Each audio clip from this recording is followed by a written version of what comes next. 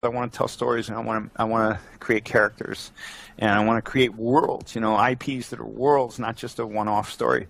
And I had been cooking this thing that would eventually be called Oddworld. At the time, I was calling it Offworld as an homage to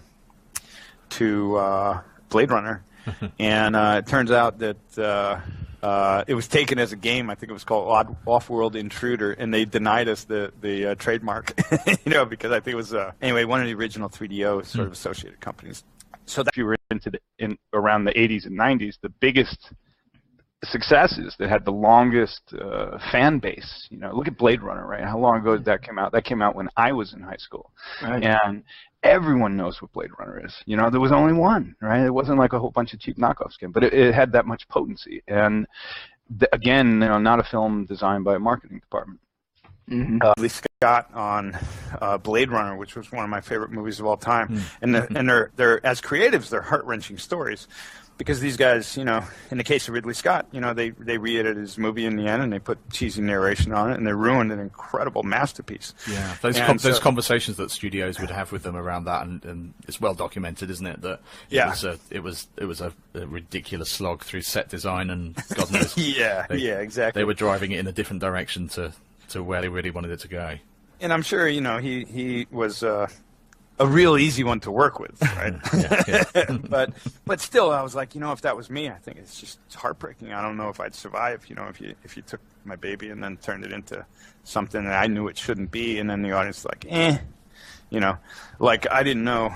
I found that very discouraging. And so even those people who had that power and visibility and fame at the time, they were still suffering, the creative dilemma in Hollywood.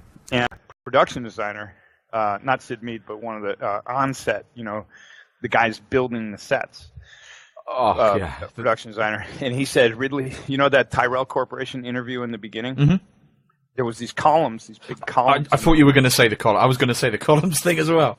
Yeah, I heard about it. Amazing. In the column, so the guy turned it upside down. He said, yeah, exactly. You heard about it, right? Yeah. Well, that guy said, when Ridley came in and said, let's turn them all upside down, he goes, I knew this production was just going to be a nightmare, and then you get into the argument, is it necessary to make great art?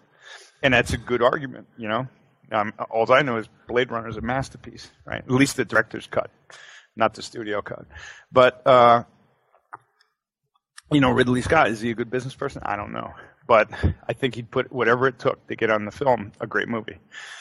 And what happened with his most recent movie, I don't know. I guess he phoned it in because he couldn't have. That can't be a Ridley Scott movie. What was his recent one? Exodus. Oh, okay, yeah. About Moses, it's like there's no way. I'm watching it. I'm like, there's no way Ridley Scott directed it. There's names on it, so who knows? But my point is that some people, the artists, the more auteur artists, they're going to be less concerned about what it costs. And they're just going to be more concerned with getting their vision on the screen.